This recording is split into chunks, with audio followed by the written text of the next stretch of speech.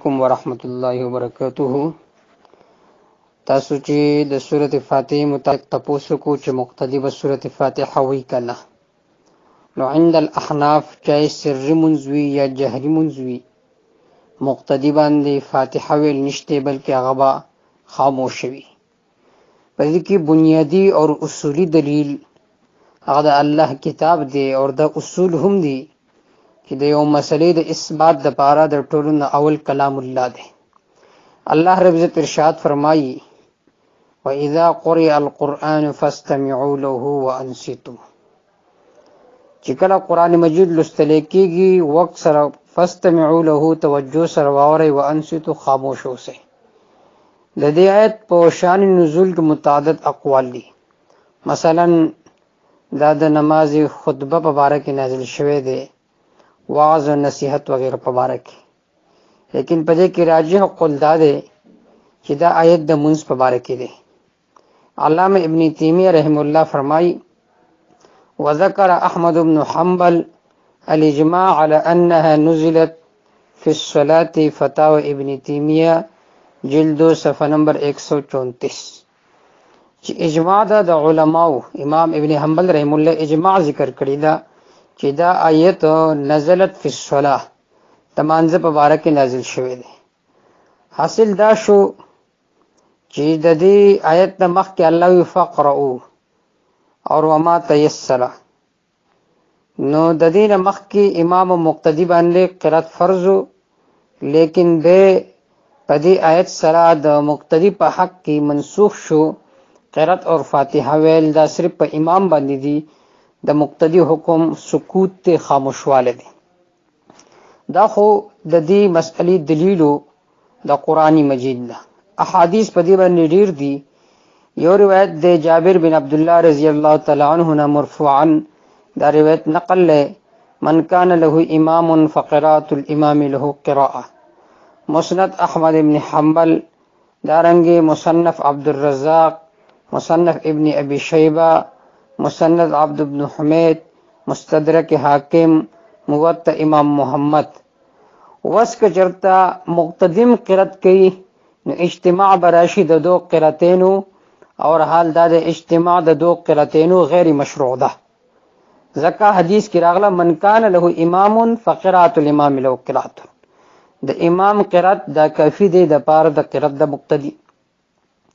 دویم روایت او حدیث د ابو هريره رضی الله تعالی عنہ دی چې ان رسول الله صلی الله علیه وسلم ان صرف من صلاة جهر فيها بالقراءة فقال هل قرأ معي منكم أحد؟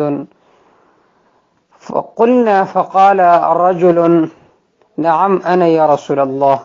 قال فقال رسول الله صلى الله عليه وسلم إني أقول ما لي أنازع القرآن، فانتهى الناس عن القراءة مع رسول الله صلى الله عليه وسلم فيما جهر فيه رسول الله صلى الله عليه وسلم. دا روایت موطأ امام مالک کی هم دے او مشکات المصابیح کی هم دے. حاصل دا دے چې نبی علیہ السلام یو ورځ منځ کو سر منځ شاته یو صحابي قرات کول، نبی علیہ السلام نماز نه بعد فرمایي چې تاسو کې څوک د قرات کوي؟ نو یو کس وی نعم یا رسول الله زوما. نبی علیہ السلام فرمایي انی اقول ما لی انازع القرآن، ما چې ما سره په قرآن کې څوک جګړه کوي، یعنی زم قرات کوم شاته بلوم کوي. نو فانتهى الناس عن القراءه، د دین بعد خلق د قرات نه منشو. سلورم دلیل حدیث د عبد الله ابن عمر رضی الله تعالی عنہ مرفوعا اذا صلى احدكم خلف الامام فحسبه قراءة الامام، موطأ مالک، دارنګ دار قطنی جلد 1 صفحه نمبر 158. چونکه صفحاتو کې وغیرہ فرق راځي، نو لہذا د دې بهترین طریقه دا چې دا حدیث وایي نو په خپل وراشي. پنځم دلیل حدیث ابو هريره رضی الله تعالی عنہ مرفوعا چې کل قراءة لا يقرأ فيها بأم الكتاب فهي خداج الا صلاة خلف الامام، کتاب القراءة للبيهقي. چې نبی علیہ السلام فرمایلی کم منځ کې چې فاتحه الکتاب او نویل شي دا منځ ناقص ته سوا دا منځ خلف الامام چې د امام نرستی. وس زمونږ مطالبه د فرق ثانی نه دا چې د خلف الامام چې د امام نرستو فاتحه نشته پدې د مونږ ته یو سری مرفوع حدیث پیش کی نو مسأله به اسانه شي. عمومات نه به استدلال نه کوي بلکې یو سری مرفوع حدیث پیش کړي. شپږم دلیل عن الشعبي قال أدركت 70 بدريا كلهم يمنعون المقتدي عن القراءة خلف الإمام. روح المانی جل 9 صفحه نمبر 135. اصل دا د شاوی رحم الله فرمایي چې ما اویا بدری صحابیان لیدلیو چې هغه بخلق منکول چې د امام نورستو قرات موه.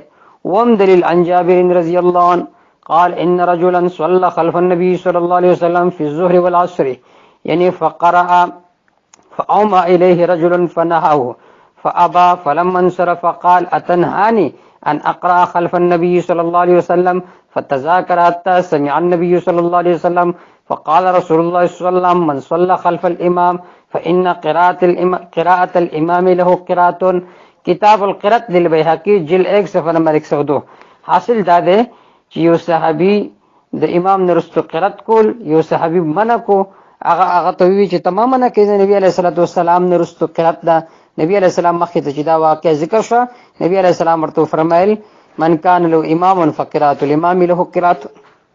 اتم دلیل علامہ عینی شرح ہدایہ کی فرمائی وقد روی منع القراءة عن 80 نفرا من الصحابة منهم المرتضى والعبادلة الثلاثة.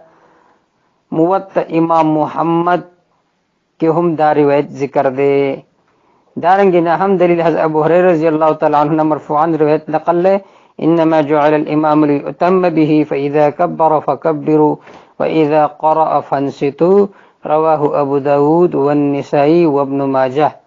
لسم دلیل حدیث د سعد بن ابي وقاص رضی اللہ تعالی عنہ دے وددت فرمائی وددت ان الذي يقرأ خلف الامام فيه جمرة جزء القراءة للبيهقي موطأ امام مالک.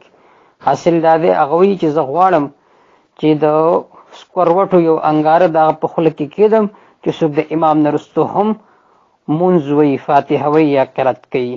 والله اعلم بالصواب.